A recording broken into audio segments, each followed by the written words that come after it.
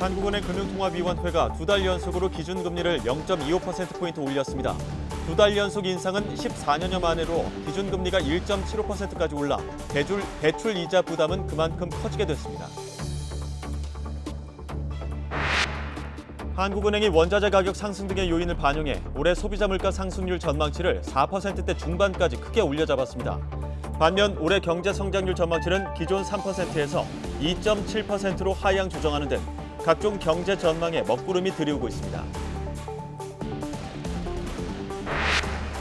6일 지방선거가 엿새 앞으로 다가온 가운데 여야는 인천 계양을 국회의원 보궐선거 등 격전지에 힘을 쏟고 있습니다. 민주당에서는 박지원 비대위원장의 사과에 대한 내부 이견이 갈등으로 확산하는 모습입니다. 윤석열 대통령이 사회부총리 겸 교육부 장관 후보로 박순애 서울대 교수를, 보건복지부 장관에는 김승희 전 국회의원을 내정했습니다. 내각의 여성 기용이 부족하다는 지적을 감안한 인사로 해석됩니다. 미국 주도로 마련된 대북 추가 제재안이 우리 시간으로 내일 새벽 유엔 안보리에서 표결에 붙여집니다. 미국은 그러나 코로나19 인도적 지원은 북한의 무력 도발과는 별개라고 선을 그었습니다. 일정한 나이가 되면 임금을 깎고 고용을 보장하는 이른바 임금 피크제가 위법하다는 대법원 첫 판단이 나왔습니다. 관련 소송이 줄을 이을 것으로 보여 적잖은 파장이 예상됩니다.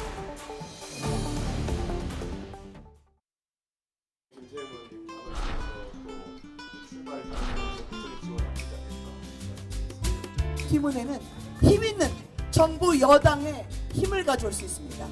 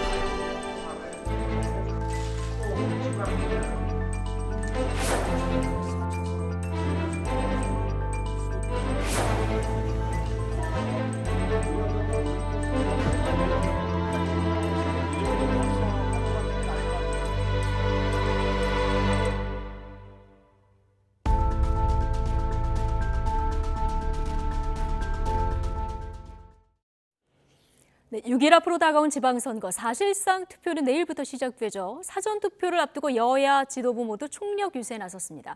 그런가 하면 오늘 윤 대통령 교육부와 복지부 장관 후보자를 지명했는데 모두 여성입니다.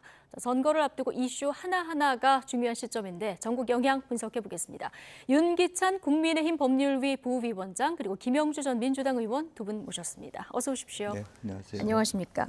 내일 벌써 사전투표일이고요. 그리고 오늘부터 하는 여론조사 결과는 공표도 이제 금지가 됩니다. 지방선거는 투표율 관건이다 이런 얘기도 나오는데 김영주 의원님 결국 지지층이 얼마나 투표장으로 나오느냐 이게 관건이 되겠죠? 그렇습니다. 이제 뭐 선거라고 하는 것은 자기 지지층을 흥이 나게 해서 투표장으로 이끌 수 있는 것이 바로 선거 캠페인이라고 할 수 있고요. 그렇기 때문에 여론조사라고 하는 것이 그 어떤 자기 지지자에게 기분이 좋아서 투표장에 기꺼이 가게 하고 자기뿐만 아니라 주변 사람을 독려할 수 있게 하는 그런 힘이 있느냐에 따라서 달라지는데 아무래도 이번에는 뭐 글쎄요 어떤 대통령 취임 이후 한 달 이내에 치르는 선거이기 때문에 또 한미 정상회담도 있고 해서 아무래도 국민의힘 쪽에서의 분위기가 다소 좀 좋은 쪽으로 출발하고 있지 않나 그렇게 보여집니다. 예.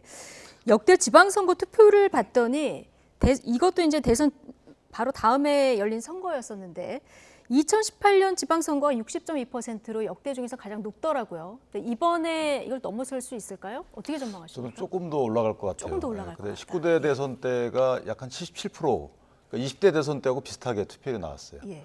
근데 이제 2018년도니까 그 19대 대선 이후에 한 1년 1개월 만에 치러진 대선이거든요. 그때 60% 정도니까 이번에는 그 대선 치러지고 얼마 안 있다 치러지는 선거지만 말씀하신 것처럼 지금 윤석열 대통령께서 점점 국민적 그 기대에 부응하는 이런 행보를 보여주고 있고 또 민주당의 경우에도 내분처럼 보이지만 어쨌든 정상화하려는 이런 시도들이 나오고 있기 때문에 저는 지지층 결집 플러스 중도층에서도 어느 정도 힘을 실어주는 투표에 나설 것이다. 민주당에 대해서도 힘을 실어주는 투표로 나올 것 같고 해서 한 2, 3% 정도는 높아질 거라는 생각을 하고 있습니다. 투표율이 조금은 더 올라갈 네. 것이다 이렇게 전망을 해주셨는데 선거 임박한 상황에서의 각 당 상황도 좀 보겠습니다. 민주당은 박지원 위원장의 사과 그리고 586 용퇴론을 둘러싸고 진통을 겪는 모양새인데요. 자, 이런 진통이 약이 될까요? 그 반대일까요? 당내 목소리 먼저 듣고 오시죠. 이 민주운동을 통해서 민주주의 성과를 이룬 것에 대해서는 너무나 존경하지만 모두가 다 그렇지는 않다라고 생각을 해요. 예, 민주당에 좀 변화를 만들어내고 달라진 민주당을 만들어내야 되는데 좀 그거를 어렵게 하는 그런 부분도 있지 않나. 기업에서도 회사에서도 그렇잖아요. 예. 명예퇴직을 한다라고 하면 예. 명예퇴직할 때 그 사람들을 내보낼 때 굉장히 존중하고 예우하고 명예퇴직 수당도 막 줘서 이렇게 하고 그런 것들이 다 있는데 그런 것도 없이 갑자기 불쑥이 너희 나가라 막 이런 식으로 하면 얼마나 폭력적이고 위압적이에요. 공감대도 못하고. 젊은 정치인이 당대표로서의 역할을 하기 위해서 자신이 생각하고 있는 당의 어려운 지점, 문제점을 솔직하게 얘기했는데 그게 협의되지 않았다는 이유로 이렇게 책상을 치고 지도부로서 잘 일이 없고 이런 얘기가 밖으로 나가버리게 되면 이제 그때부터 말하지 말라는 얘기 아닙니까? 네.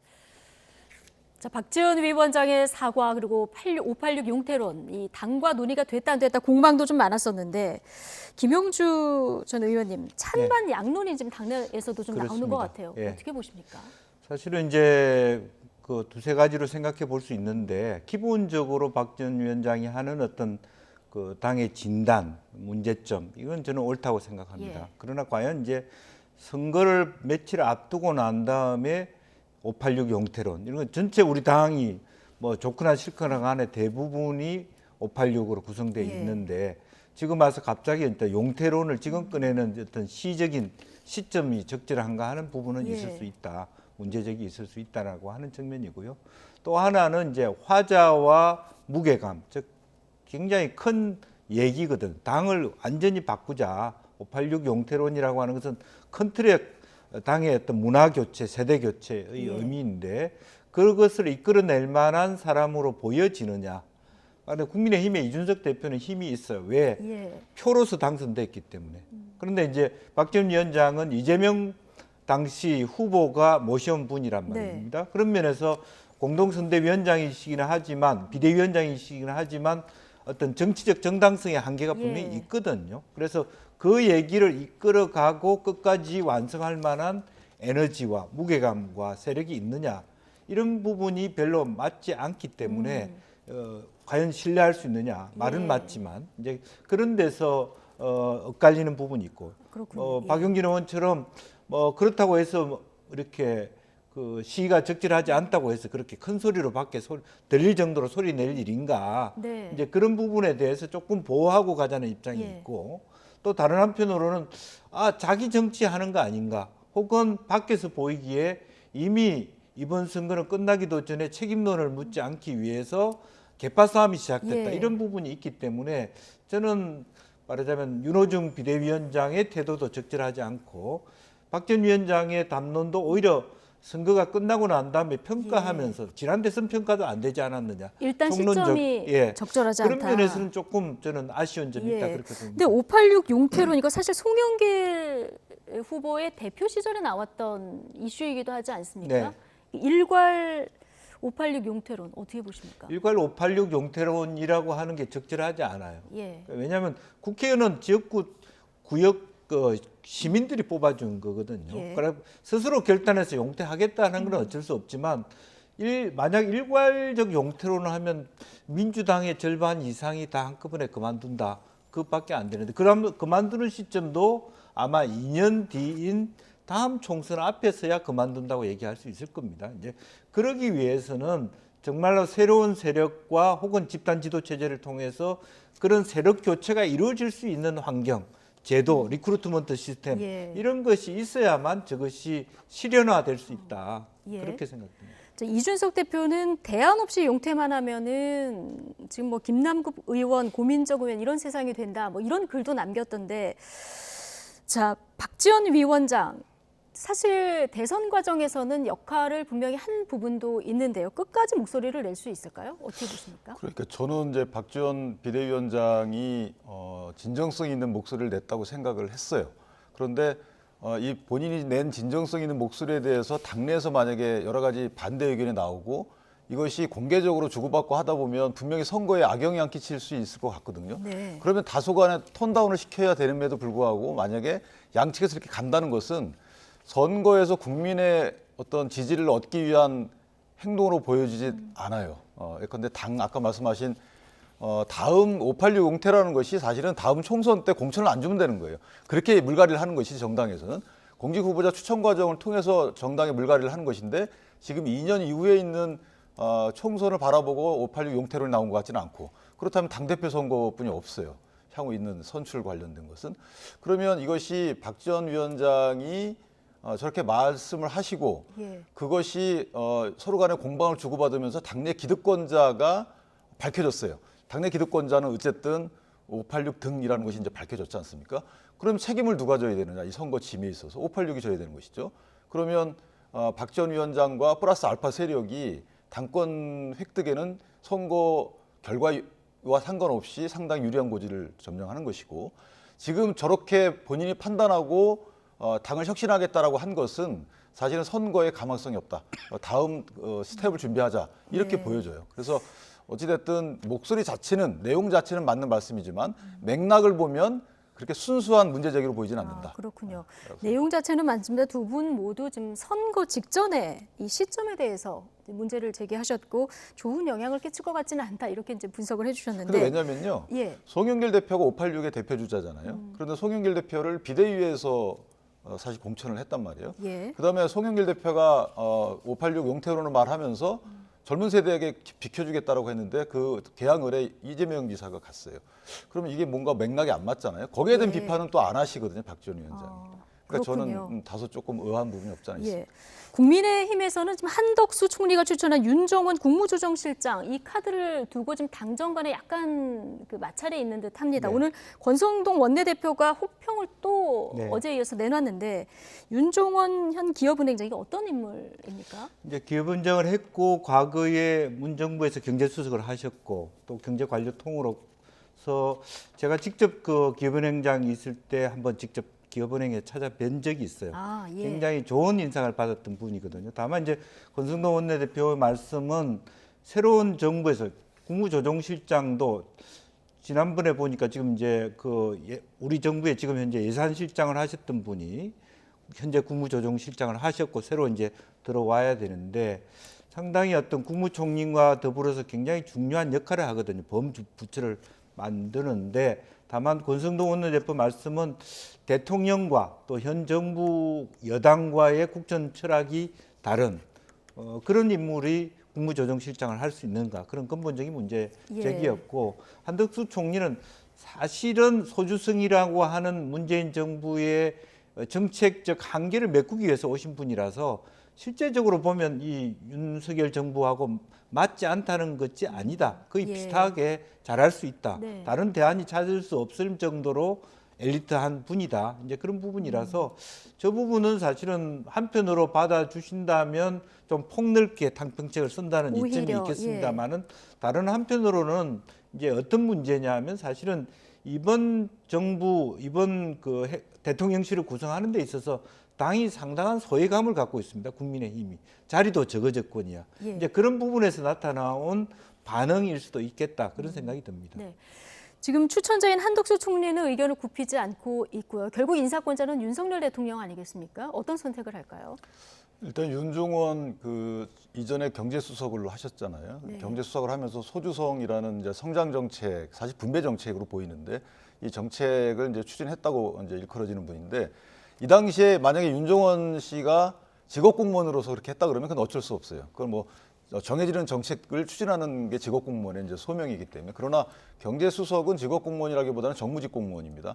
따라서 이제 그 해당 정무에 대해서 책임을 지는 자리죠. 그럼 그 해당 정무에 대해서 본인이 책임을 져야 되는 부분인데 왜 그렇게 했는지에 대해서 분명히 한덕수 총리와 당사자인 윤중원 국무조정실장 내정자가 예. 분명히 그 부분을 밝혀야 될 것이죠. 그래야지만 국민의힘에서도 당정 간의 어떤 정책 협의를 통해서 뭔가 추진해야 되는데 이전에 추진했던 정책이 당에서는 반대했던 정책인데 만약에 예. 또 그렇게 가게 되면 안 되는 거 아니겠습니까?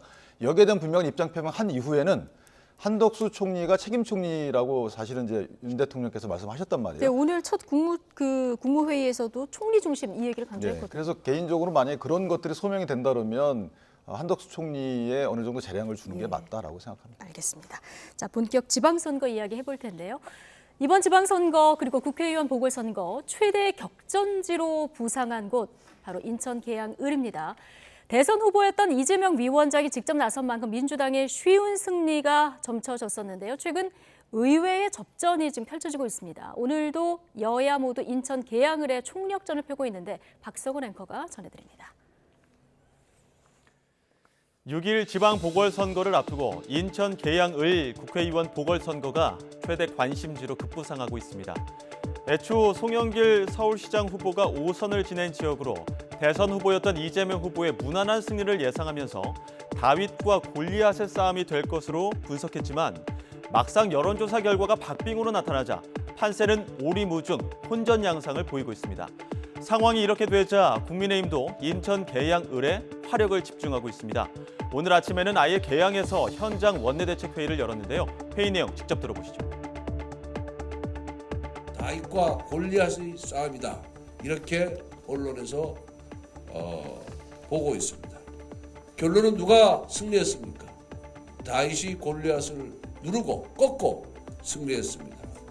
국민의힘의 다윗, 윤영선 후보, 이병태 후보가 국회의원과 구청장으로 동반성장하기를 기원합니다.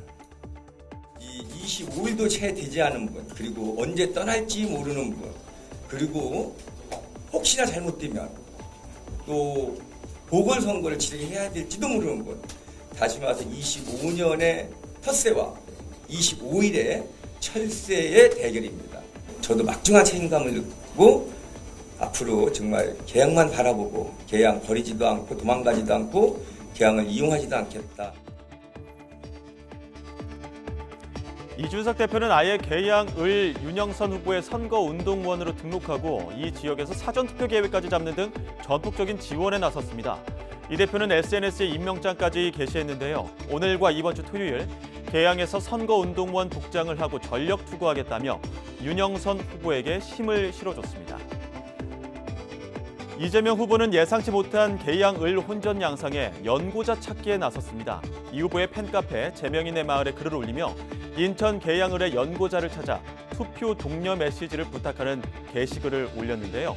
지역구 유세 도중에 정치 생명까지 위태할 수 있다며 투표를 독려했는데 이 모습이 인터넷을 통해 빠르게 확산했습니다. 함께 보시죠. 투표하면 이긴다. 네. 이번에 이재명 지면 정치 생명 끝장난다. 진짜요. 할 수 있다 민주당. 네, 이재명 후보는 어제부터 유세 일정을 비공개로 전환했습니다. 유세 현장에 대한 유튜브 생중계 빈도도 줄였는데요. 지지자와 유튜버 등이 현장에 찾아오면 정작 주민들과 편한 상태에서 마음의 교류를 하는데 어려움이 있다고 이유를 들었습니다. 유세 일정 비공개 전환 이후 오늘 아침 라디오 인터뷰도 진행했는데요. 정당 지지율 격차가 있을 뿐 모두 상쇄할 자신이 있다고 밝혔습니다. 들어보시죠. 물론 뭐 저한테 저보다 때리는 사람이 한두 명씩 있긴 한데 그건 아주 극히 소수인 것 같고요. 지역 발전이나 내 삶을 바꾸는데 아는 사람이냐 유능한 사람이냐 상태가 명백하지 않습니까? 다만 이제 그런 기대들이 큰데 워낙 정당 지지율 격차가 크니까요. 정당 지지율 격차가 크니까 그걸 다 상쇄하는 거죠. 근데 저는 뭐 열심히 하면 이길 수 있다 이렇게 봅니다. 네, 이재명 후보 라디오 인터뷰에 이어서 오늘 오전 계양역에서 공항, 철도, 전기 등 민영화 반대 기자회견을 열었는데요. 새 정부 들어서면서 공공필수제 서비스와 SOC 민영화 악몽이 되살아나고 있다며 이를 반드시 막겠다고 밝혔습니다. 국민의힘은 현 정부가 추진하지도 않은 사안에 대해 이 후보가 온갖 수단을 동원해 허위 사실을 유포하고 있다면서 법정 대응에 나선 가운데 민영화 이슈가 막판 지지율을 움직일 수 있을지 주목되고 있습니다. 네. 자, 국민의힘은 오늘 지도부가 인천 계양으로 총출동을 한 상황이고요. 이재명 후보 지금 연고자도 찾고 지금 민영화 이슈도 꺼내들고 굉장히 절실한 모습을 보이고 있는 상황입니다. 어쨌든 이게 다윗과 골리앗 싸움이다 이런 전망이 있었는데 의외의 접전이 지금 펼쳐지고 있는데 오늘 이전에 실시된 여론조사를 좀 보면 오차 범위의 접전을 지금 이어가고 있거든요. 이게 대선에서 보면은 이재명 후보가 인천 계양에서 보니까 8.8% 정도 앞섰었고요. 그리고 지난 총선 때 송영길 후보는 이 지역에서 12%포인트 정도로 앞섰었거든요. 그런데 이번에 이렇게 고전을 하는 이유는 어디에 있을까요? 사실은 이제 이재명 후보가 만약에 분당의 보궐선거가 없었더라면 그런 얘기는 안 들었을 겁니다. 예. 그러니까 자기 지역을 피해왔다라고 하는 이제 그런 부분을 윤영선 후보가 얘기하는데 우선은 그 얘기를 하기 전에 국민의힘이 아예 2번 선거를 내려 나와서 졌습니다만 꿋꿋하게 병원을 해오면서 살아온 윤영선 후보를 공천하는 것이 굉장히 주요했다라고 하는 부분이 하나 있고요. 예. 또 하나는 그에 비해서 어쨌든 그 자기 지역에 선거가 있는데도 불구하고 계양으로 편안하게 올려 했다는 이미지를 가졌는데 들어오면서 지역민들에게 조용하고 친절하고 겸손하게 들어오는 것이 아니라 굉장히 수많은 사람을 이끌고 교통에 방해가 될 정도의 소란스러운 진입을 했다. 대선 후보로 착각하고 있다. 이런 비판들이 계양 시민들이 보기에도 맞아떨어지는 어떤 부분이 있었습니다. 그렇기 때문에 초기의 선거 전략에 수정이 불가피하다. 공개를 하지 않을 정도로 지금 혼자서 하는 저런 선거운동 형태. 즉 새롭게 계양에 오는 사람으로서의 어떤 그런 초심자의 마인드를 다시 찾아가야 되겠다라고 하는 부분이 있습니다. 이제 그래서 그런 측면에서 또 하나는 유능하냐 아니냐라고 하는 부분도 좀 약한 것이 대통령이 있는 당이냐 아니냐가 지금 유능한 것이 되어버렸어요. 솔직히 공약을 이행하는 데 있어서는. 윤영선 개인은 약하지만 대통령과 같은 당이다. 어려운 지역에서 이재명을 이긴 윤영선이라고 하는 건 굉장히 국민의힘 입장에서는 굉장히 좀 안아줄 만한, 대통령이 안아줄 만한, 당대표가 안아줄 만한 사람이 되는 거 아니겠습니까? 영웅이 되는 거죠. 이제 그런 면에서 다시 한번 이재명 후보가 여러 가지 그동안의 큰 스탠스를 버리고 주민 밀착형으로 차분히 들어간다면 사실은 아직도 이길 수 있는 여지가 많다. 특히 여론조사상으로 지금 아마 민주당 지지자들이 여론조사를 반응하지 않는 율이 굉장히 높다고 보여집니다. 좀 진짜로. 그래서 그런 의미에서 아직까지 이 승패가 저는 박빙이고 어렵다 이렇게는 저는 보지 않습니다. 이런 상황에서 근데 이재명 후보가 오늘 민영화 반대 이슈 이걸 꺼내들었거든요. 네, 그것은 아마 이제 이 정부가 아무래도 과거에 이제 이명박 정부의 정부 기조, 국정철학과 맞닿았기 때문에 그런 한때 어떤 민영화라든지 이런 부분들이 많고요. 이제 지금 현재 또 오늘 나중에 얘기하겠습니다만 교육부 장관 후보자께서도 공공평가하는 분이란 말입니다. 그러니까 효율성을 따지는 정부가 들어오면 적자냐 흑자냐 공공기관에 큰 개혁이 있기 때문에 그런 부분에 대한 어떤 그 국민들 특히 인천 시민들의 불안감들을 치고 들어가는 그런 어떤 선거 전략이다 그렇게 봐야 될 것 같습니다. 그렇군요. 근데 국민의힘에서는 민영화 얘기 한 적 없다 이렇게도 얘기를 하고 있는 상황인데 어쨌든 계양을 선거 결과도 중요하지만 이게 전체 판세에 미치는 영향 이 부분에 더 지금 양당이 주목하는 것 같습니다. 그러니까 이재명 지사가 어려움에 처하게 된 경위는 그렇습니다. 보니까 이제 이재명 지사를 지지하는 지지층 입장에서 보면 이재명 지사가 계양을을 선택한 것 7곳의 보궐선거 중에 이건 선당후사가 아니고 선사후당이거든요. 본인을 위해서 글로 간 거예요. 그리고 나서 지금도 말씀 주시는 거 보시면 나 여기서 지면 정치 승리면 끝난다. 나라 걱정이라기보다는 또는 지역 걱정이라기보다는 본인의 어떤 정치적인 행로에 대해서 걱정을 하면서 어필한단 말이죠. 그러니까 선당후사가 아니에요. 그러면 이제 지지자 입장에서 보면 조금 지지하기가 좀 꺼려지는 부분이 없지 않아 있는 것이고 중도층 입장에서 보면 유능한 프레임을 갖고 있던 이재명 지사에 대한 여론이 사실은 그 모든 의혹으로 점철돼 있잖아요. 이 의혹이 해명되거나 해소될 만한 시간적 여유 없이 다시 출마했어요. 그러니까 거기에 대한 의혹 시설을 갖고 있는 것이고 또 하나는 계양을 중도층 입장에서 보면 지역 주민을 대하는 태도가 언론에 비춰지는 모습을 보면 거칠어요. 그러니까 벤치에 올라가신다든가 그 옆에 있는 사람도 치우고 그다음에 건물에서 나오실 때 아이를 밀치는 듯한 모습을 연출하신다든가 그리고 지나가는 차를 두드려서 훈계하신다든가 이것은 상당히 봉사하거나 모시는 이 자세가 아니고 다소 좀 군림하는 자세로 비춰지는 부분이 없지 않아 있어요. 이러니까 개항 주민들 입장에서 보면 지지하기가 모해지는 것이고, 만약 여권 지지층 입장에서 보면 조금 더 대선 주자급이 왔기 때문에 유영선 의원을 위해서 뭉치는 효과가 또 있어요. 이러다 보니까 이 세 개의 계층에 대한 투표 내지 지지 성향을 분석해 보면 상당히 어려운 게임인 것이다. 그다음에 민영화 부분도 마찬가지입니다. 지금 민영화에 대해서 저렇게 처음 문제 제기하실 수 있는데 거기에 대해서 김대기 실장의 경우에 저서에 대한 해명 과정에서 나온 얘기 아니겠어요? 김대기 실장 말 자체에 의하더라도 그것은 민영화가 아닙니다. 시장형 공사 설립인 것이, 예컨대 뭐 한국전력공사처럼 주식을 상장시키는 겁니다. 근데 51%를 국가가 갖고 있어요. 이거 언제 했냐면 김대중 정부 시절에 했어요. 이거 그럼 반성할 건가요? 이걸 민영화라고 하지 않거든요. KT를 민영화라고 하지. 그런데도 불구하고 그 정책 당국에서 하지 않겠다라고 했음에도 불구하고 지속적인 문제 제기를 한다는 것이죠. 저런 이런 부분들이 이전에는 저런 게 먹혔는데 지금은 이제 다소 조금 음해성 뭐 선거 전략이다 이렇게 평가를 받기 때문에 저는 결코 이재명 후보께 유리한 그 국면이 아니다 좀 이렇게 봅니다. 그런데 이재명 위원장이 워낙 또 공고한 지지층을 가지고 있기 때문에 결국은 앞서 얘기한 대로 양쪽의 지지층이 얼마나 결집하느냐 끝까지 좀 봐야 되는 이런 상황이고요. 경기도 정말 여기는 끝까지 선거 그 투표 결과를 지켜봐야 되는 지역일 것 같은데 지금 부동층 그리고 강용석 후보 여전히 이제 사퇴 의사는 없습니다만은 이 후보 지지층이 어디로 움직이느냐 이게 관건이 될 것 같아요. 글쎄요. 이제 사전 투표가 임박했기 때문에 오늘 정도면 여러 가지 국민의힘과 또 김은혜 후보 측에서도 내부 분석을 통해서 만약 김동연 후보하고 만약 5% 이상 이기는 여론조사가 계속 내부적으로 어떤 공식적으로 나온다면 굳이 강용석 후보하고 단일화를 안 하는 게 좋겠다는 게 기본적인 생각일 겁니다.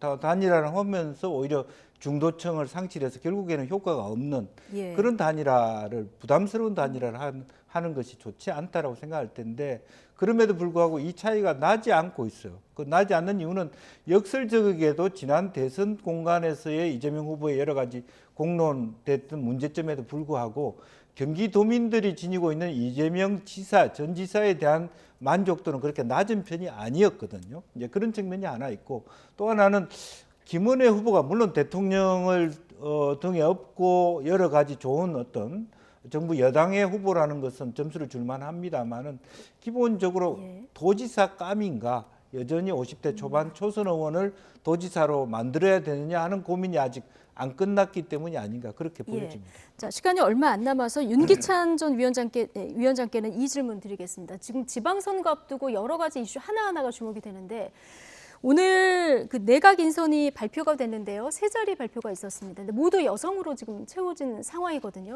지난번에 한미 정상회담 때 외신 기자 질문이 아마 결정적이 아니었을까 싶기도 한데 자, 이 지방선거 이런 이슈도 영향을 미칠까요? 일단 그 비판적 여론을 보완하거나 보정시킬 수 있는 결과적으로 보면 그렇습니다. 저 추천 과정이 어땠고 저 후보들에 대해서 지명하게 된 경위가 어떻는지는 그건 뭐 별도의 문제고 결과만 보면은 그런 이제 비판적 시각을 보정할 수 있는 결과치죠. 따라서 유리한 요소로 작용할 것 같다는 생각이 듭니다. 물론 이제 뭐 이대남 이런 부분과 관련된 것이지만 실제 이것은 이제 남성에 대한 남성이 많고 거기에 일부 여성이 보정된 것이기 때문에 이대남으로부터 또 비판적 여론 형성이 되지는 않을 것 같다 이런 생각입니다. 오늘 여성 지명도 지명이지만 안철수 위원장 사실 공동정부 약속을 했었는데 오늘 보니까 교육부 장관에 지명된 분이 안철수계로 평가가 되더라고요. 어떻게 보십니까? 뭐 기본적으로 보면은 이제 사실 이분은 행정학자입니다. 그리고 공공개혁을 하는 분이라서 교육 전문가라고 보기는 어렵습니다. 이제 그럼에도 불구하고 사회부총리이기 때문에 실제적으로 큰 틀에서는 충분히 어떤 역할을 할 수 있는 분이다. 다만 교육을 어떤 공공기관 개혁하듯이 그렇게 본다는 면에 있어서는 아마 교육단체로부터 상당히 많은 어떤 비판적 시각, 왜냐하면 차관 자체가 교육 전문가가 아닌 어떤 기재부 쪽에서 어떤 그런 어떤 정책 관료이기 때문에 장관과 차관이 전혀 교육계하고 연관되지 않는 분이 뭐 이렇게 그 세팅이 됐다는 측면에서는 상당히 교육계로부터 앞으로의 하나하나가 쉽지 않은 그런 대응이 될 수도 있겠다는 그렇게 생각입니다. 보시는군요. 자, 오늘 두 분 말씀 여기까지 듣겠습니다. 윤기찬 국민의힘 법률위 부위원장 그리고 김영주 전 민주당 의원 두 분과 함께했습니다. 고맙습니다.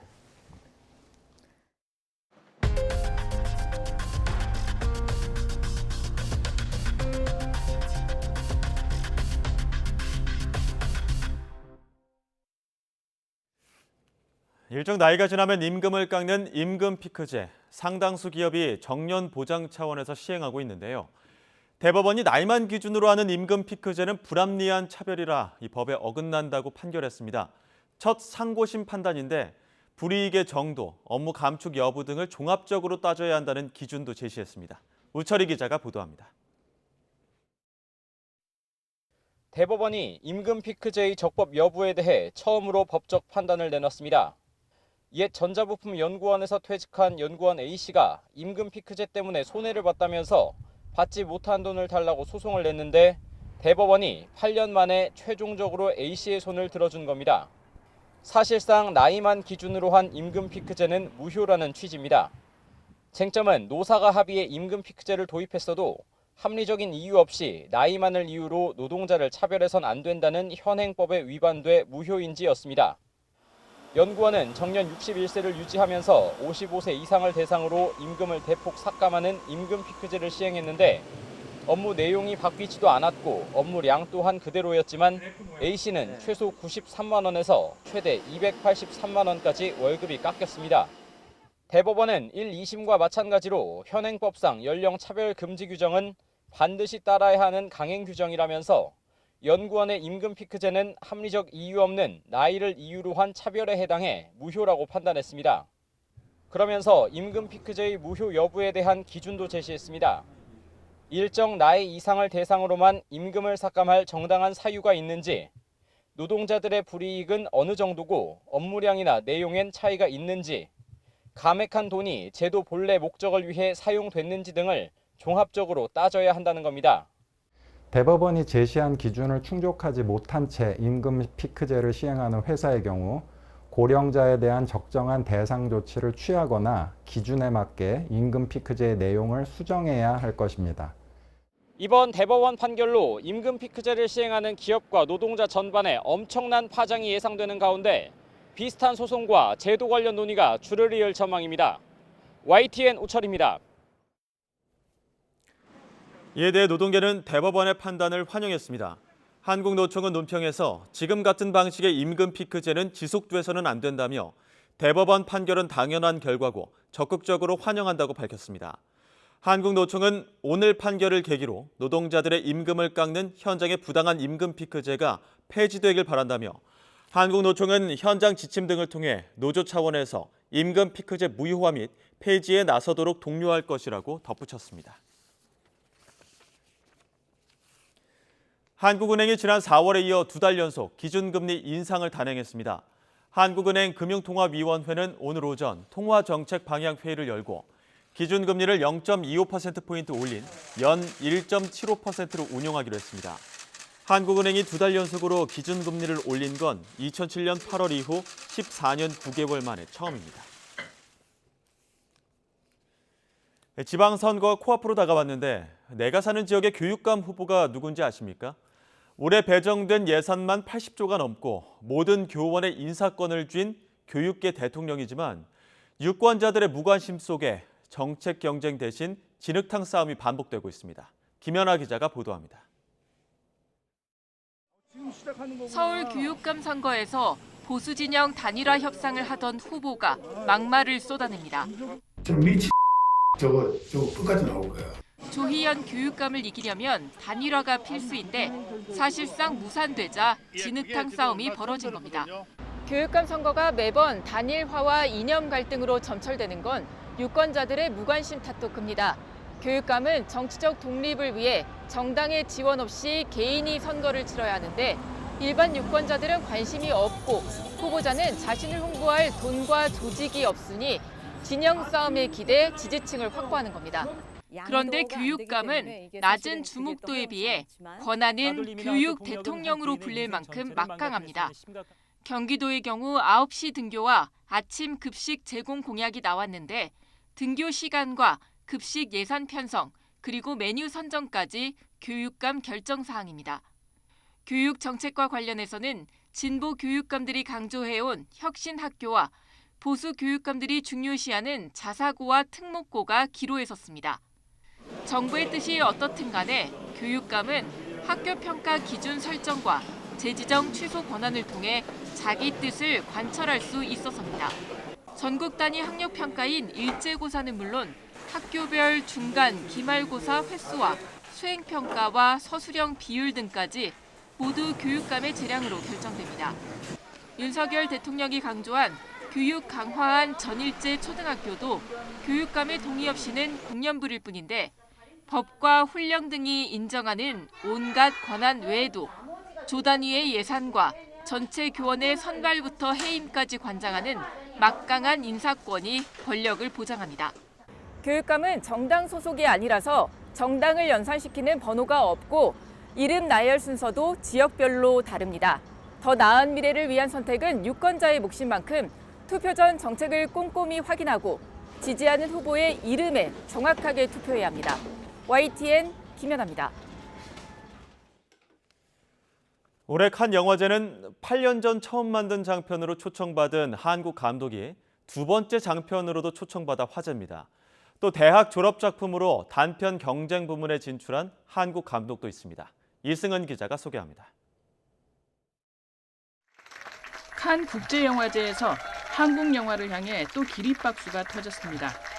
비평가 주간 폐막작인 다음 소위 상영 직후 정주리 감독과 김시은 배우에게 뜨거운 박수가 쏟아졌습니다. 다음 소희는 콜센터로 현장 실습을 하던 여고생 소희의 죽음을 담았습니다. 2016년 전주의 한 콜센터에서 실제 일어난 사건이 바탕입니다. 단순 자살로 종결될 뻔하던 사건은 형사 유진의 수사 덕분에 사회적 타살로 여겨지게 됩니다. 소희도 누군가의 다음이기도 하고 또 소희 다음에 올 누군가에 대한 걱정이기도 하고 그런 것들이 다 같이 한번 얘기가 됐으면 좋겠다 싶었습니다.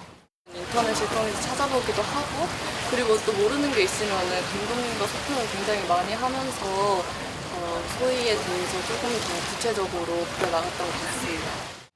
정 감독은 8년 전 장편 데뷔작 도희아로 칸 영화제 주목할 만한 시선 부문에 초청됐습니다.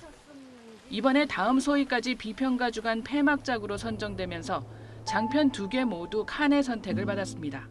이미 거장이 된 박찬욱 감독의 영화를 존중한다라는 올해의 의미라면 더 의미 있는 기사가 나오기 위해서는 사실은 우리가 잘 몰랐던 새로운 신인 감독이 한국의 2세대로 성장을 하는 게 사실 가장 좋은 방법이죠. 애니메이션 각질로 단편 경쟁 부문에 진출한 문수진 감독도 불과 26살입니다. 각질은 지난 2월 한국예술종합학교 영상원 졸업작품입니다. YTN 이승은입니다. YTN의 건설산업노조 진병준 위원장 횡령 의혹 연속 보도가 제163회 이달의 방송기자상을 수상했습니다. 방송기자연합회는 어제 시상식을 열고 건설산업노조 진병준 위원장 횡령 의혹을 연속 보도한 사회일보 박기환, 이준엽 기자와 영상취재부 윤소정 기자에게 취재보도부문 이달의 방송기자상을 수여했습니다. 심사위원들은 YTN의 건설산업노조 진병준 위원장 횡령 의혹 연속 보도가 한국노총의 사과 등 노동계가 자기 반성을 하는 계기가 돼 사회적 영향력이 컸다고 평가했습니다.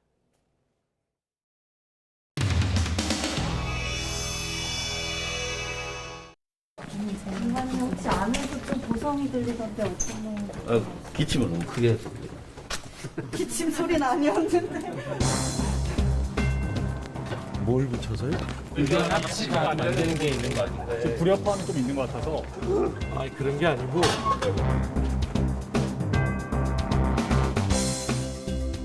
어떻게 생각하시나요? 제가 회의하고 나서 말씀을 드리겠습니다. 저 아까 윤호중 위원장님께서는 개인적 행보였다고 어제 사과에 대해서 말씀하신다는데 어떻게 생각하실까요? 이제 같이 사과를 하는 게 맞다고 판단을 했고, 근데 그에 대해서 부정적인 의견을 내비치신 겁니다. 같이 사과를 하자고 했지만 동의하지 않으신 거네요, 그러면? 이제 타이밍이 맞지 않다 이렇게 이야기를 하셨습니다. 네, 들어가 보겠습니다.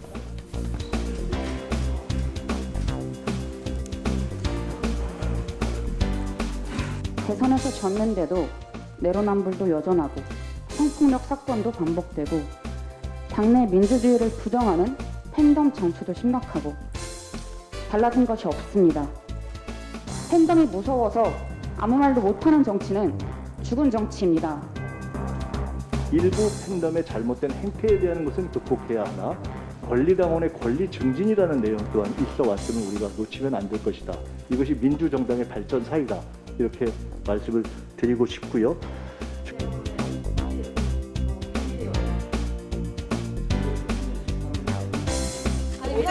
비공개 전화하셨잖아요. 비공개 회의에서 따로 어떤 말씀 해주신 게 있을까요? 오늘 박지원 위원장님 발언에 대해서. 그럼 586 용태론 관련해서는 저는 이제 화장실도 좀 가야 되는데. 이거 하나만 말씀해 주세요. 잠깐만요. 오늘 패배 회장님과 비공개 전화하신 이유가 있지 않나요, 지금? 안에서 고성이 들렸어가지고. 그거 다 국정위원장 개인 생각이라고 하셨는데요. 우리 당이 적어도 민주당이라면 이런 다양한 의견은 분명히 낼 수 있다라고 생각을 합니다. 무엇이 맞는 것인지에 대해서는 좀 더 윤호중 위원장도 숙고를 해야 되지 않을까 하는 생각을 가지고 있습니다. 징계 권고를 물리는 신대리 백브리핑을 시작하도록 하겠습니다. 그 당에서 박 위원장을 지나치게 고립시키거나 지금 혼자서 이렇게 몰리고 있다, 죄송한데요. 만들고 있는 거 아니냐는 이런 얘기들도 오늘 방송에서 나오는 것 같아서 예. 그런 분석에 대해서 어떻게 보시는지. 리더십을 발휘하기 위해서는 충분히 우리 당내에서의 공감대가 이루어진 이후에 리더십을 발휘하는 게 중요하다라고 말씀을 드리겠습니다. 비공개 때 조금 고성도 들렸던 것 같은데 그것 때문에 그러면 그 논의와 국민 여러분께 드리는 메시지에 있어서 좀 더 저희가 진정성 있게 통일된 모습을 보여야 된다는 거에 대한 좀 속상함이었지 않나라는 생각을 합니다. 그리고 586 용태론뿐만 아니라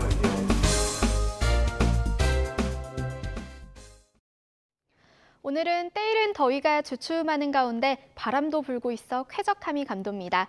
내일도 서울 낮 기온 25도로 예년 이맘때 봄 날씨를 보이겠는데요. 하지만 주말에는 다시 30도 안팎의 초여름 더위가 찾아올 전망입니다. 내일도 전국이 대체로 맑겠습니다. 다만 오늘 밤부터 내일 아침까지 경기와 강원 영서에는 요란한 비가 조금 내리겠습니다.